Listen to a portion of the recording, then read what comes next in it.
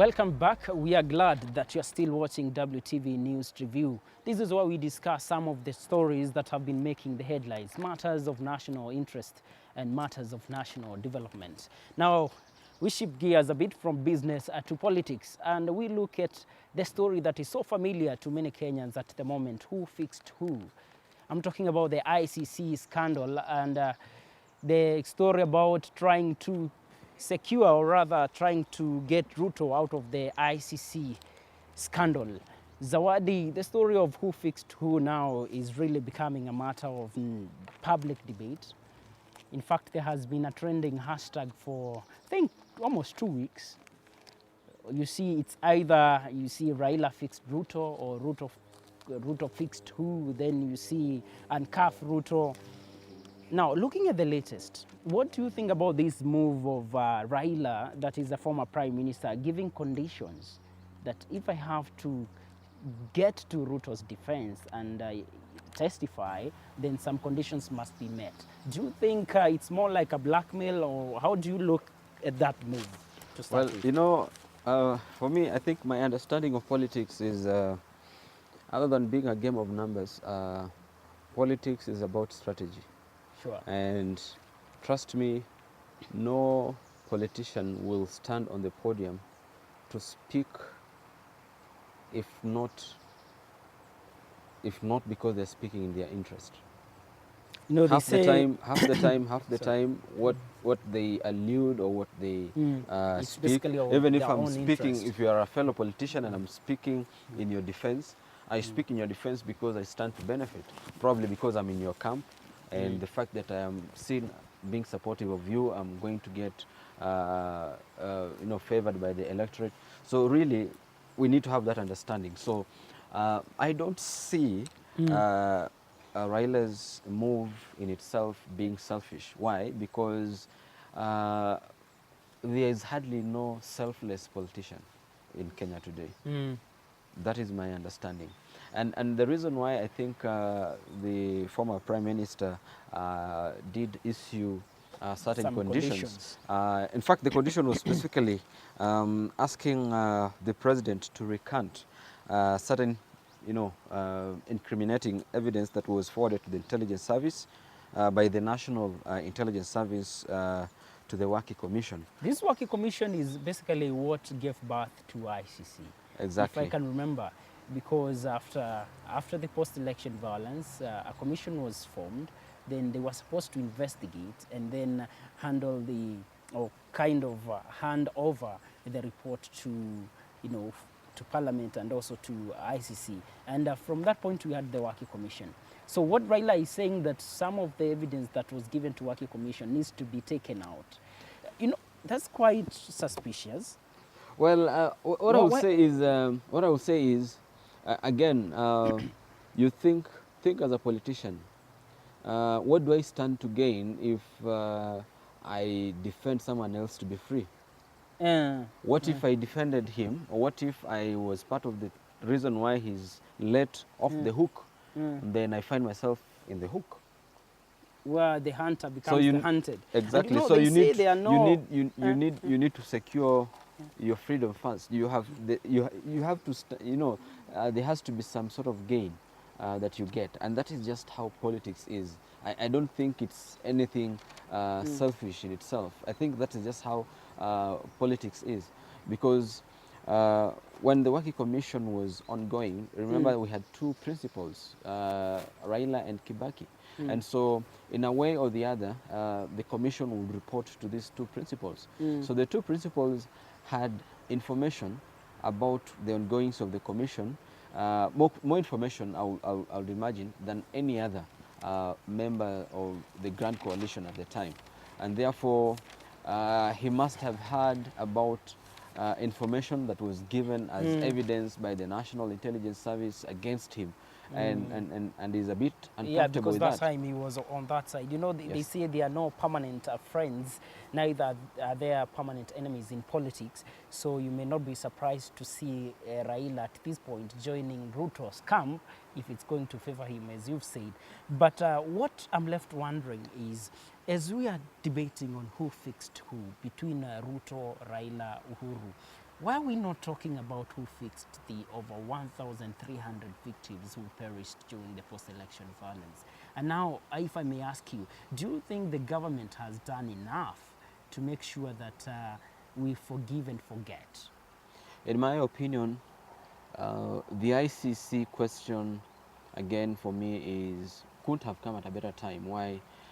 Had we had a local tribunal to deal with these issues, I believe there would not be much seriousness attached to it by the government, regardless of who was in charge of government, because you realize there's very high stakes here, and no one wants to be implicated. Sure. But we're at this position now, and I believe the hope of the hundreds of thousands of Kenyans who are affected by the post-election violence really lies on the ICC.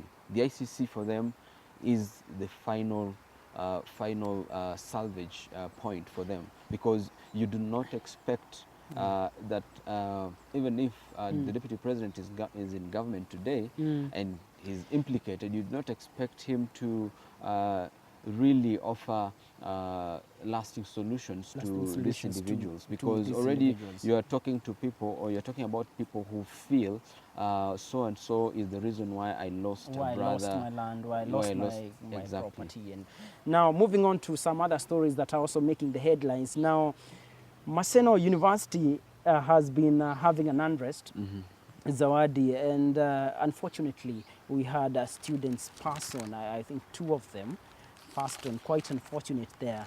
But police denied the role in death of a student in stampede. So there was a stampede, and as a result, unfortunately, two students passed on. I want us to look at this story from the point of how police handle riots. Many have raised concerns. Even this is not the first university, Maseno University, to go on strike. We've been having such a crisis in University of Nairobi, and the chairman there, the students' president, who is very vocal, has always blamed the police in terms of how they cool down riots. At this particular point, police are denying it. But do you think in the recent past, police have been doing the best in terms of handling riots? And is there anything that you think can be done? Well, I think we can only wish they did it in a better way. But the nature of riots is such that a police officer will not walk to you to try and have a verbal conversation, because once it gets to the point where we have certain unrest and we have students on rampage rather, then exactly how do you expect the police to react other than by using force? And that is why we have tear gas, we have shooting in the air, rubber bullets and all that. These are all meant to be interventions to bring down to calm the situation. The crowds, yeah. Now that said, the case about Maseno, I think is a matter that needs the criminal investigation department's attention, because I think we have had allusion, some camps saying the administration did bar certain individuals from contesting for particular positions. Let me just jump in, Zawadi, because we know how campus politics are like.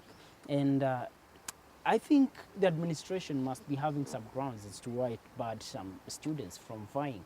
In terms of the students' rules and regulations, it could be some of the candidates have been involved maybe in some disciplinary actions before and something like that. So don't you think maybe the administration might be having a case as to why they decided to do that?